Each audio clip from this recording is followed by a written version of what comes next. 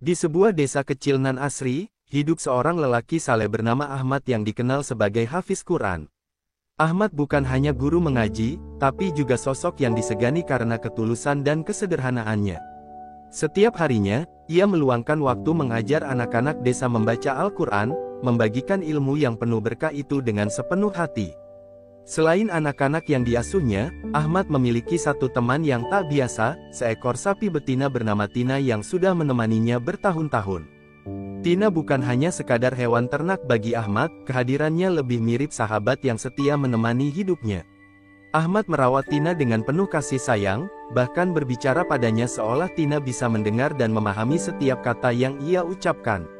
Bagi Ahmad, Tina adalah sosok istimewa yang sudah dianggapnya sebagai bagian keluarga. Setiap malam, Ahmad selalu mendoakan Tina dalam doanya, memohon agar Tuhan menjaga hewan kesayangannya itu.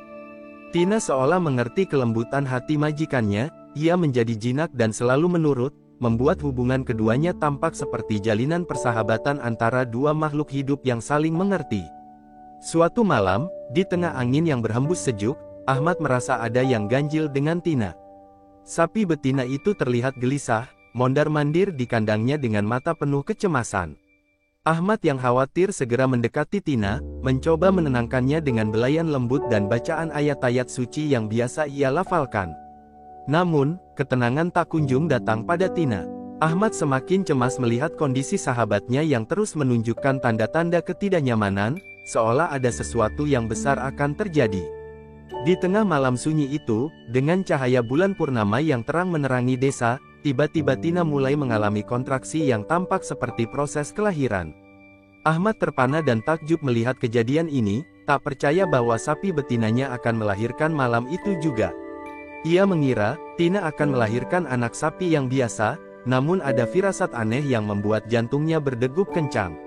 Ahmad tetap setia di samping Tina, menemaninya dalam proses yang menyakitkan itu, sembari berdoa agar segala sesuatunya berjalan lancar. Lama berselang, akhirnya Tina berhasil melahirkan. Namun, ketika Ahmad mendekat untuk melihat anak yang baru saja lahir, ia terdiam seketika. Di depannya, bukan seekor anak sapi yang lahir, melainkan seorang bayi manusia yang kecil dan mungil.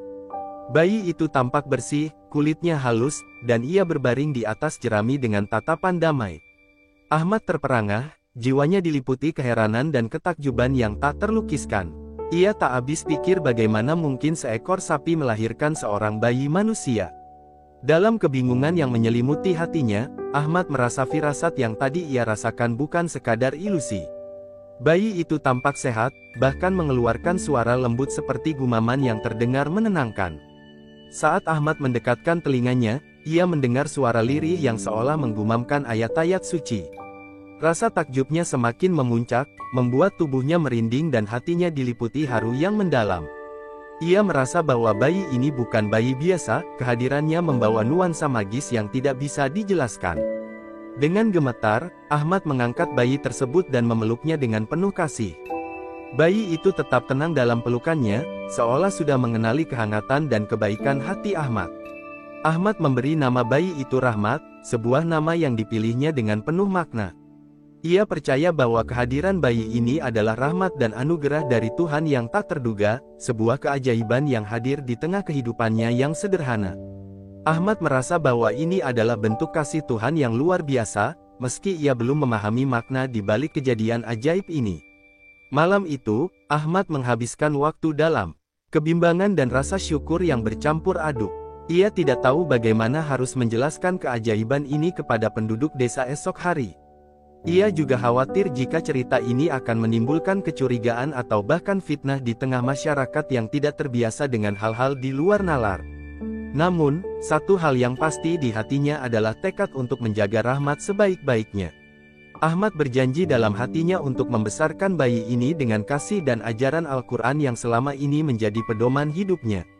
Keesokan paginya, Ahmad terbangun dengan hati penuh kegelisahan dan kebahagiaan yang bercampur aduk. Di pelukannya, Rahmat tidur dengan wajah tenang, wajah yang begitu polos dan suci. Ahmad masih tidak percaya bahwa peristiwa ajaib itu terjadi di depannya. Namun, kenyataan di hadapannya tak bisa dipungkiri, Rahmat lahir melalui Tina, sapi betina yang telah lama menemaninya. Ahmad tahu bahwa ia harus menghadapi hari baru ini dengan keberanian, meski segala yang terjadi semalam mungkin akan sulit diterima oleh orang lain. Sesampainya di luar, beberapa tetangga mulai berkumpul, penasaran dengan kegaduhan yang terdengar dari kandang Tina semalam. Tatapan ingin tahu dan bisikan mulai terdengar di antara mereka, bertanya-tanya apa yang sebenarnya terjadi. Ahmad merasa gugup, tetapi ia tahu tak mungkin menyembunyikan Rahmat selamanya. Dengan perasaan yang campur aduk, ia akhirnya memperlihatkan bayi yang ada di pelukannya. Saat para penduduk melihat bayi mungil itu, keterkejutan langsung tergambar di wajah mereka. Banyak dari mereka menatap Rahmat dengan sorot mata bingung dan takjub. Seolah tidak percaya, mereka berbisik satu sama lain, mencoba memahami bagaimana seorang bayi manusia bisa berada di tangan Ahmad, apalagi setelah keluar dari seekor sapi. Beberapa orang terlihat takjub, sementara yang lain menatap bayi itu dengan pandangan curiga. Seorang tetua desa akhirnya maju dan bertanya dengan nada ragu, "Ahmad, dari mana bayi ini berasal?" Ahmad terdiam sesaat, merasakan beban berat di pundaknya. Dengan suara tenang namun gemetar, ia menceritakan kejadian yang sebenarnya, bagaimana Rahmat lahir dari Tina di tengah malam. Mendengar ceritanya, orang-orang terperangah, beberapa bahkan mundur dengan wajah penuh ketidakpercayaan. Mereka tak pernah membayangkan hal semacam ini bisa terjadi di desa kecil mereka. Beberapa dari mereka beranggapan bahwa itu adalah mukjizat, sementara yang lain mulai merasa cemas dan ragu akan kebenaran cerita Ahmad. Bisikan-bisikan semakin kuat, dan tak lama kemudian desas-desus tentang keajaiban itu menyebar ke seluruh desa. Banyak orang yang merasa bingung, tak sedikit pula yang merasa ketakutan. Beberapa penduduk menganggap kelahiran Rahmat adalah pertanda buruk, sesuatu yang mungkin akan membawa bencana di masa depan. Mereka menganggap kelahiran yang tak biasa ini sebagai sesuatu yang di luar nalar, bahkan berbahaya. Meski begitu, ada juga sebagian penduduk yang percaya bahwa kehadiran Rahmat adalah berkah dan karunia dari Tuhan yang tak terduga. Di tengah kerumunan yang semakin ramai, Ahmad memeluk Rahmat dengan erat, merasakan tatapan tajam dari sebagian orang yang mulai meragukannya. Ia menyadari bahwa cobaan yang dihadapinya akan jauh lebih besar daripada yang ia bayangkan. Ahmad tahu bahwa Rahmat adalah titipan yang harus ia jaga, tetapi ia juga tak bisa mengabaikan rasa takut dan kecurigaan yang kini menyebar di antara tetangga-tetangganya. Bahkan, beberapa orang yang biasanya menghormati Ahmad mulai menjauh darinya dengan tatapan dingin, seolah ada sesuatu yang salah dalam dirinya. Hari-hari berikutnya, Ahmad merasa semakin tersisih. Ia tidak lagi merasakan kehangatan dari para penduduk yang dulu selalu menghormatinya. Setiap kali ia melangkah keluar dengan Rahmat dalam gendongannya, pandangan curiga dan bisikan semakin terasa menusuk. Penduduk desa semakin membicarakan tentang asal-usul Rahmat, menganggap bayi itu sebagai pertanda misterius yang bisa saja mengancam kehidupan mereka. Sebagian bahkan mulai menuduh Ahmad sebagai pembawa sihir atau kekuatan gaib yang tidak mereka mengerti. Ahmad merasa sedih dan kesepian. Ia hanya bisa mengandalkan doanya untuk memohon kekuatan dari Tuhan, agar bisa melewati ujian yang tampaknya tidak mudah ini. Satu-satunya yang menenangkan hati Ahmad adalah Rahmat, bayi mungil yang selalu tersenyum dalam pelukannya.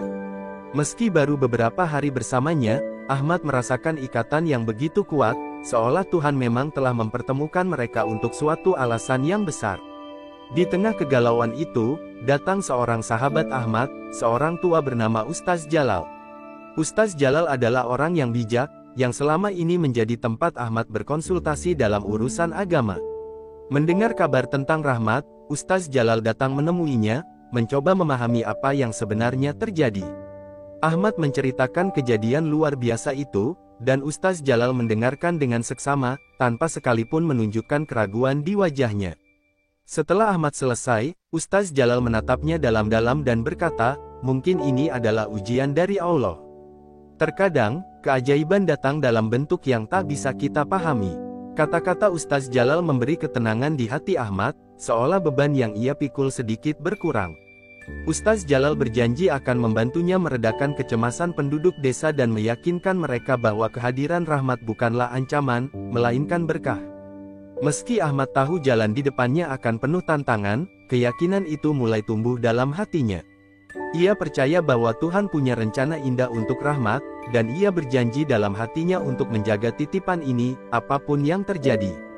Waktu terus berlalu, Rahmat kini mulai tumbuh menjadi anak kecil yang lincah dan cerdas. Kehadirannya telah menjadi bagian dari kehidupan sehari-hari Ahmad. Namun, desas-desus tentang asal-usulnya belum juga reda. Meskipun sebagian orang mulai menerima Rahmat sebagai anak Ahmad, banyak penduduk yang tetap menyimpan curiga, bahkan takut. Setiap kali Rahmat berjalan bersama Ahmad di desa, tatapan penuh keraguan dan gumaman samar selalu mengikuti mereka. Ahmad berusaha keras menjaga Rahmat dari komentar negatif dan pandangan sinis para penduduk. Ia memilih menghabiskan sebagian besar waktu mereka di rumah, mengajarkan Rahmat mengenal Al-Quran sejak dini. Namun, semakin Ahmad mendidiknya, semakin terlihat bahwa Rahmat memiliki kecerdasan luar biasa. Ia mampu menghafal ayat-ayat suci dengan mudah, seolah kata-kata tersebut sudah tertanam dalam ingatannya sejak lahir. Ahmad takjub, tapi juga khawatir. Ia tahu keistimewaan Rahmat bisa saja menjadi alasan baru bagi desa untuk menjauhi mereka.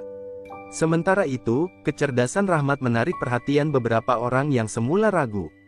Mereka terkesima melihat seorang anak kecil menghafal Al-Quran dengan cepat, sesuatu yang bahkan sulit bagi banyak orang dewasa. Sebagian penduduk mulai menganggap Rahmat sebagai berkah, tanda dari Tuhan yang membawa kebaikan.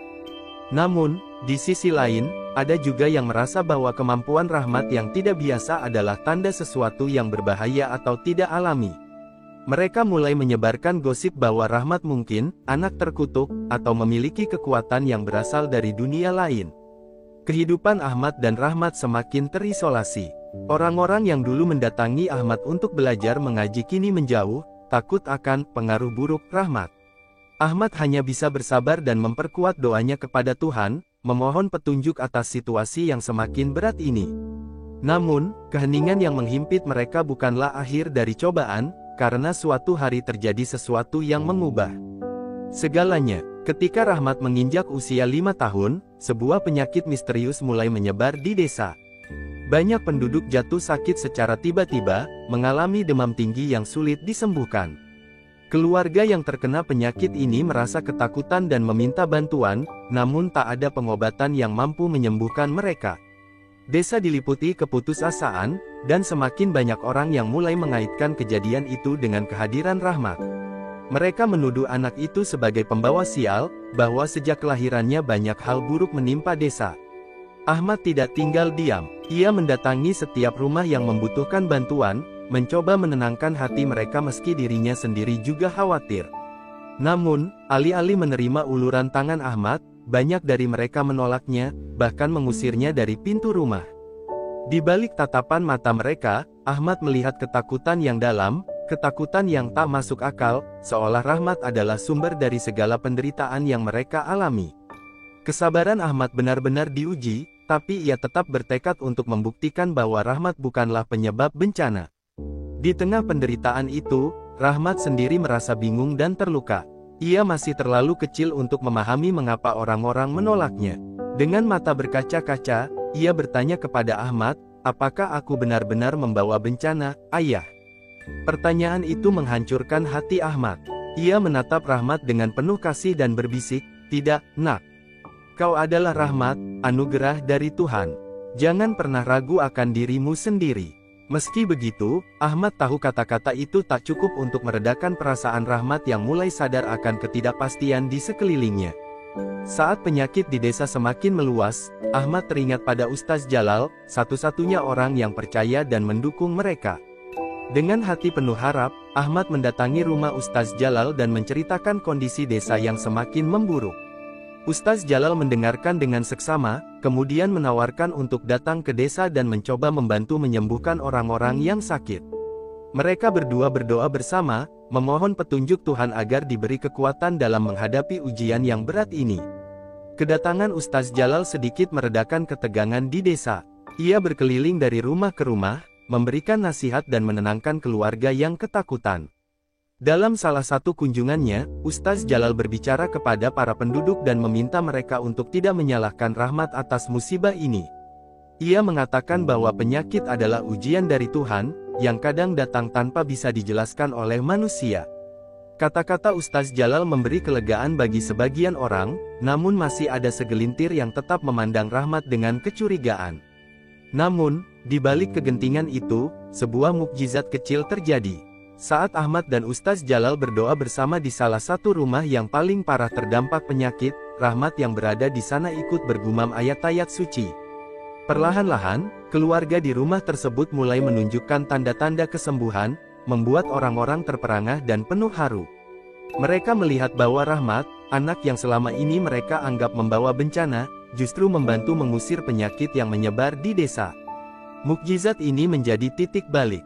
Seiring berjalannya waktu, semakin banyak penduduk yang mulai menyadari bahwa Rahmat bukanlah ancaman, melainkan sosok yang membawa berkah.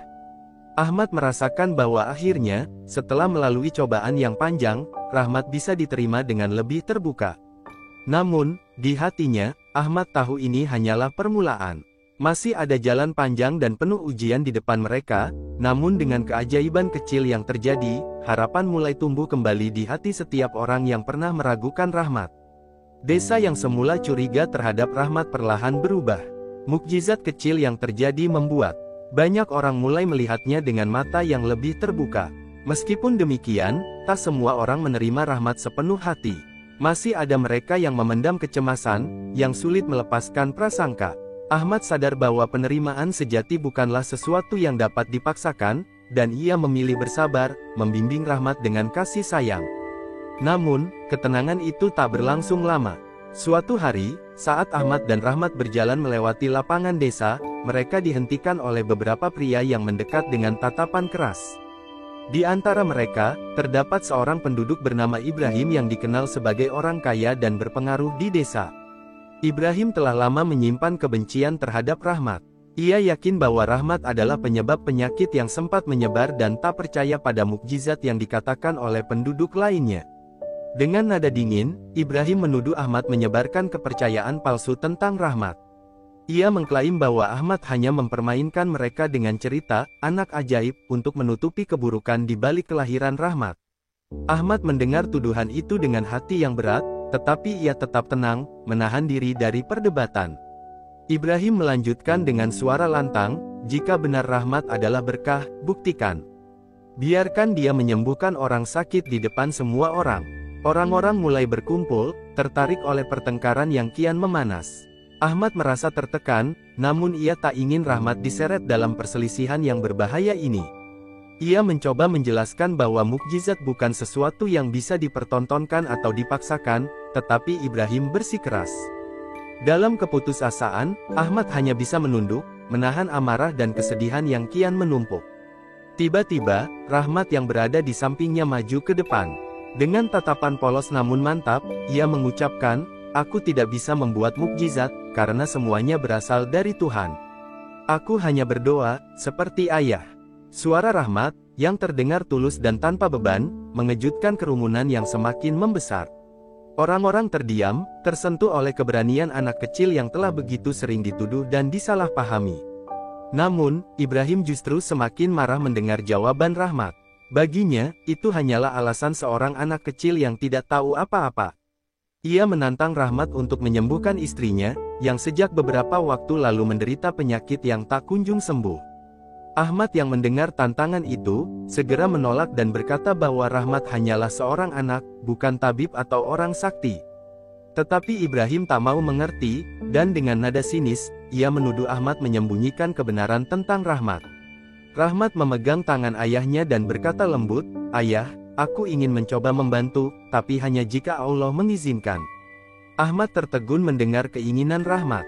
Ia tahu bahwa Rahmat memiliki keyakinan yang tulus, dan mungkin itu adalah cara untuk menunjukkan pada orang-orang bahwa Rahmat tidak membawa keburukan, tetapi kebaikan. Setelah sejenak hening, Ahmad mengangguk pelan. Mereka sepakat untuk berkunjung ke rumah Ibrahim bersama Ustaz Jalal, berharap kehadiran Ustaz bisa membantu meredakan ketegangan. Saat tiba di rumah Ibrahim, suasana tegang menyelimuti ruangan. Istri Ibrahim terbaring lemah di atas kasur, tubuhnya tampak lemah dan napasnya terdengar berat. Rahmat mendekati perempuan itu, dengan pandangan penuh kasih yang tampak jauh melebihi usianya. Ia lalu mulai membisikkan doa-doa yang diajarkan Ahmad, mengucapkannya dengan penuh penghayatan. Di ruangan yang sunyi itu, suara Rahmat terdengar menenangkan, menghadirkan kedamaian yang membuat semua orang terdiam, seolah waktu berhenti. Tak lama setelah Rahmat selesai berdoa, perlahan, perempuan itu membuka matanya dan mengucapkan kalimat syukur dengan suara serak.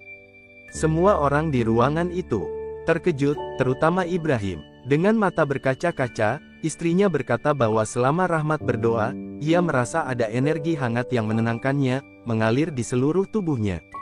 Ibrahim terdiam, tidak tahu bagaimana harus bereaksi. Ia yang sebelumnya begitu keras kepala kini melihat kenyataan di depannya yang tak terbantahkan. Orang-orang yang menyaksikan kejadian itu terpana, dan desas-desus mulai menyebar dengan cepat.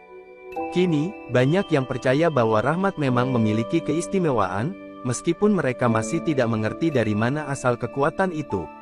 Namun, Ahmad tahu bahwa semua ini bukan tentang Rahmat, melainkan tentang keikhlasan dan ketulusan doa yang tak terikat oleh usia atau asal-usul.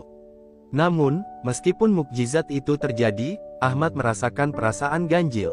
Ia khawatir jika Rahmat akan terus dipandang sebagai anak ajaib dan tidak diberi kebebasan hidup layaknya anak-anak lainnya. Di hatinya, Ahmad hanya ingin Rahmat tumbuh seperti anak-anak biasa tanpa tekanan atau tuntutan yang berat.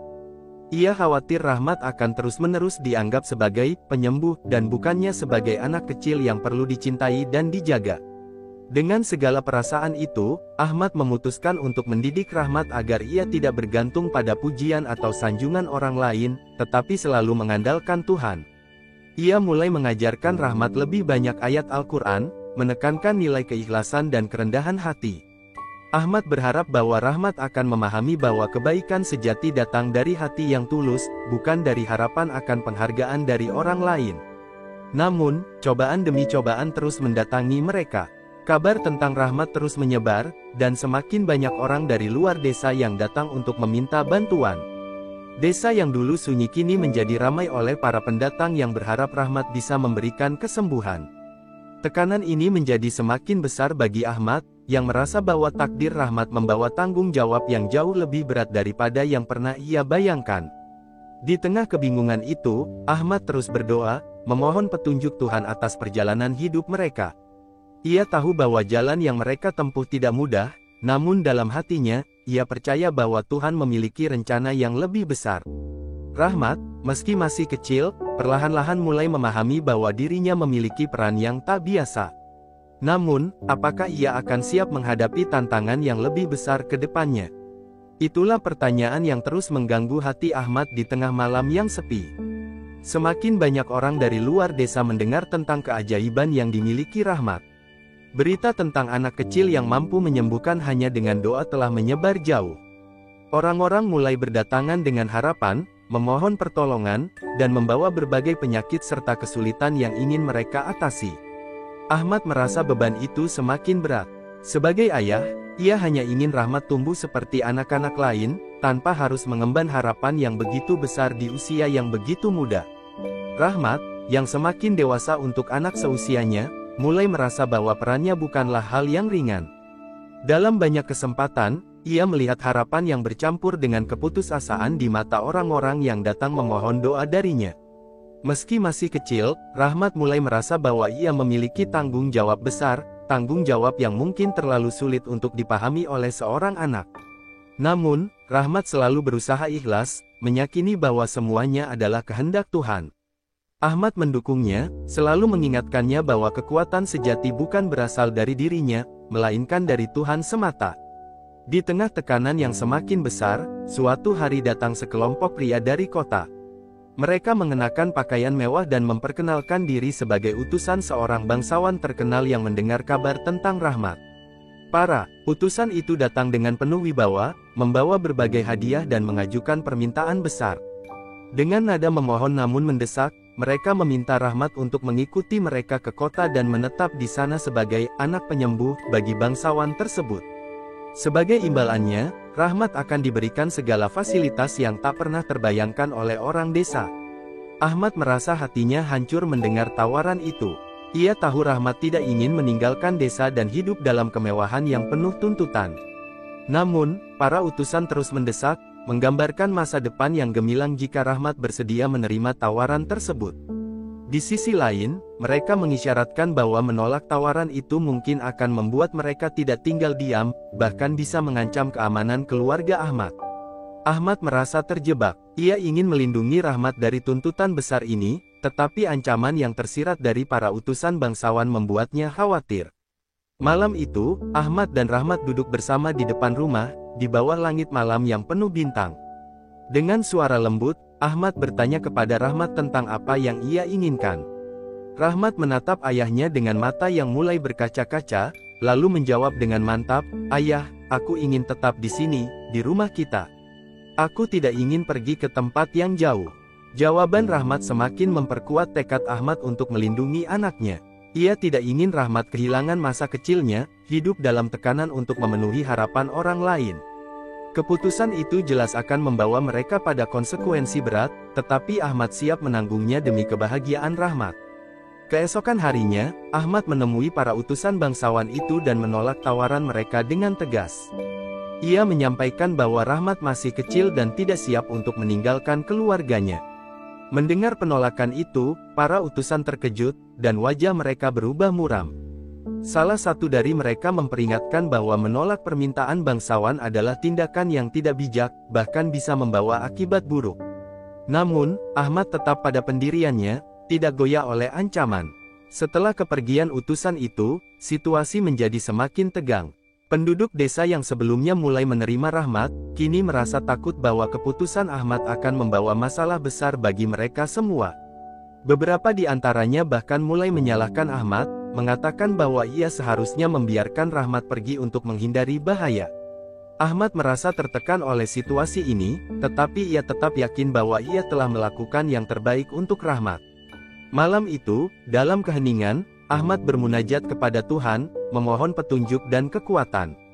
Rahmat, yang mendengar doa ayahnya, ikut berlutut di sampingnya, berdoa dalam hati agar Tuhan melindungi mereka dari segala ancaman. Saat itu, Rahmat merasakan kehangatan yang menenangkan, seolah Tuhan benar-benar mendengar doa mereka dan mengirimkan kedamaian dalam hati mereka. Beberapa hari kemudian, ancaman yang ditakutkan pun datang. Sekelompok pria yang diduga diutus oleh bangsawan tiba di desa dengan wajah garang, menuntut Ahmad agar menyerahkan Rahmat. Ahmad tetap bersikukuh menolak, menjelaskan bahwa Rahmat bukanlah milik siapapun dan tidak bisa dijadikan alat untuk kepentingan orang lain. Kata-katanya yang tegas membuat para pria itu marah, dan mereka mulai mengancam akan membakar rumah Ahmad jika ia tidak menyerahkan Rahmat. Di tengah ketegangan yang memuncak, penduduk desa mulai berkumpul, menyaksikan kejadian tersebut dengan hati penuh kekhawatiran. Banyak dari mereka yang merasa iba pada Ahmad dan Rahmat, tetapi mereka juga takut dengan ancaman dari para pria itu. Namun, tiba-tiba, Rahmat melangkah maju dan dengan suara yang tenang, ia berkata kepada para pria itu, "Jika kalian ingin membawa saya, lakukanlah. Namun ketahuilah, Tuhan akan selalu melindungi saya dan ayah, serta orang-orang yang tidak bersalah di desa ini." Kata-kata Rahmat yang penuh keberanian membuat para pria itu terdiam sejenak. Di tengah keheningan, seorang pria tua dari desa yang selama ini mencurigai Rahmat justru maju dan berdiri di sampingnya. Dengan suara lantang, ia mengatakan bahwa Rahmat adalah bagian dari desa ini, dan bahwa mereka semua akan melindunginya. Satu persatu, penduduk desa mulai berdiri di samping Ahmad dan Rahmat, membentuk barisan solidaritas yang kuat. Melihat keberanian dan kesatuan dari penduduk desa, para pria itu akhirnya mundur, namun tidak tanpa ancaman terakhir. Mereka memperingatkan bahwa keputusan ini akan membuat sang bangsawan marah dan bahwa ini bukanlah akhir dari masalah. Meski ancaman itu menggantung di udara, Ahmad merasakan kelegaan yang mendalam, karena ia tahu bahwa cinta dan dukungan dari para penduduk desa akan menjadi pelindung bagi Rahmat. Malam itu, Ahmad memeluk Rahmat erat-erat. Ia menyadari bahwa kehadiran Rahmat di dunia ini bukan hanya untuk membawa mukjizat, tetapi juga mengajarkan keberanian dan cinta kepada orang-orang di sekitarnya. Dengan dukungan dari para tetangga yang dulu sempat mencurigai Rahmat, Ahmad merasakan kedamaian yang baru. Mereka tahu bahwa cobaan lain mungkin akan datang, tetapi dengan iman dan persatuan, mereka siap menghadapi segala tantangan yang akan menghampiri. Hari-hari berikutnya berjalan tenang di desa. Penduduk merasa lebih tenteram, yakin bahwa Rahmat adalah berkah yang membawa mereka lebih dekat pada Tuhan. Namun, Di balik ketenangan itu, Ahmad tak bisa menghilangkan perasaan bahwa ancaman dari luar belum sepenuhnya hilang. Sang bangsawan yang berkuasa mungkin saja merencanakan sesuatu yang lebih besar untuk merebut Rahmat. Ahmad memilih tetap waspada, menghabiskan banyak waktu berdoa agar Tuhan melindungi Rahmat dan desa ini dari kejahatan yang terus mengintai. Di sisi lain, Rahmat semakin menunjukkan tanda-tanda kematangan di usia mudanya. Ia menyerap setiap ajaran dari ayahnya dan Ustaz Jalal dengan penuh perhatian, semakin paham bahwa kekuatan yang ia miliki adalah amanah dari Tuhan, bukan alat untuk pamer atau mendapatkan kekuasaan. Ia menjalani hari-harinya membantu penduduk, memberikan doa, dan mendengarkan keluhan mereka dengan ketulusan. Namun, di tengah kedamaian itu, datang kabar yang mengejutkan. Suatu malam, seorang pria asing datang tergesa-gesa ke rumah Ahmad, dengan napas terengah-engah dan wajah penuh ketakutan. Ia membawa pesan dari desa tetangga yang memperingatkan bahwa sang bangsawan telah mengirim pasukan bersenjata lengkap untuk menculik Rahmat. Kabarnya, bangsawan itu telah mengundang seorang dukun sakti dari kota yang siap melakukan apapun demi menundukkan kekuatan Rahmat. Pria asing itu memberitahu Ahmad bahwa pasukan tersebut hanya berjarak beberapa hari dari desa mereka. Mendengar kabar ini, Ahmad merasakan kegelisahan yang luar biasa. Ia menyadari bahwa kali ini ancamannya lebih serius, dan nyawa Rahmat benar-benar berada dalam bahaya. Tanpa menunggu waktu, Ahmad segera berkumpul dengan Ustaz Jalal dan para tetua desa untuk mencari solusi. Penduduk desa juga mulai berdatangan, penuh kecemasan, tetapi dengan tekad yang kuat untuk melindungi Rahmat. Ustaz Jalal berbicara dengan tenang, mengingatkan bahwa kekuatan terbesar ada pada iman dan kebersamaan. Mereka harus siap menghadapi apapun yang datang. Malam itu, Ahmad berbicara dari hati ke hati dengan Rahmat. Ia menjelaskan bahwa mungkin saja mereka akan menghadapi kekuatan yang tidak terduga, dan Ahmad sendiri tidak yakin apakah ia bisa melindungi Rahmat sepenuhnya. Namun, Rahmat menatap ayahnya dengan tatapan penuh ketenangan. "Ayah, aku tidak takut. Aku tahu Tuhan selalu bersamaku. Apapun yang terjadi, aku akan tetap berdoa untuk keselamatan kita semua," ucapnya dengan suara penuh ketulusan. Pada hari yang telah diramalkan, pasukan bangsawan akhirnya tiba di gerbang desa. Mereka membawa senjata tajam, wajah-wajah mereka penuh dengan kebencian dan keinginan untuk menaklukkan. Di tengah pasukan itu berdiri seorang dukun berwajah garang, mengenakan jubah hitam dengan jimat yang melilit lehernya. Dukun itu menatap desa dengan penuh keangkuhan, lalu berteriak, "Serahkan anak itu, atau desa ini akan menjadi lautan darah." Ahmad dan para penduduk berkumpul di hadapan pasukan itu, tidak menunjukkan ketakutan meskipun hati mereka diliputi kekhawatiran. Ustaz Jalal maju, memimpin doa bersama, mengajak seluruh penduduk berlutut dan menyerahkan diri sepenuhnya pada Tuhan. Ketika doa itu dikumandangkan, suasana di desa menjadi penuh haru dan damai, meski ancaman nyata sedang mengintai di hadapan mereka. Melihat bahwa penduduk desa tidak gentar, sang dukun mengeluarkan sebuah tongkat dari sakunya dan mulai melantunkan mantra. Seketika itu, langit mendung dan angin kencang berhembus, membawa hawa dingin yang menusuk. Dukun itu tertawa sinis, menyombongkan diri bahwa kekuatan gelapnya akan segera menaklukkan kekuatan Rahmat. Di tengah situasi genting itu, Rahmat melangkah maju dengan tenang. Ia menatap sang dukun dan pasukan bangsawan tanpa sedikit pun rasa takut. Dengan suara lembut namun penuh ketegasan, ia mulai mengucapkan ayat-ayat Al-Quran. Kata-katanya begitu suci dan khusyuk, seolah-olah mengalir langsung dari hatinya. Perlahan-lahan, angin kencang yang tadi menggila mulai mereda, dan awan hitam di langit berangsur terang. Suara doa Rahmat menyelimuti desa dengan ketenangan yang tak terlukiskan. Dukun itu terdiam, wajahnya berubah pucat saat ia menyadari bahwa mantranya tidak mampu melawan kekuatan Rahmat.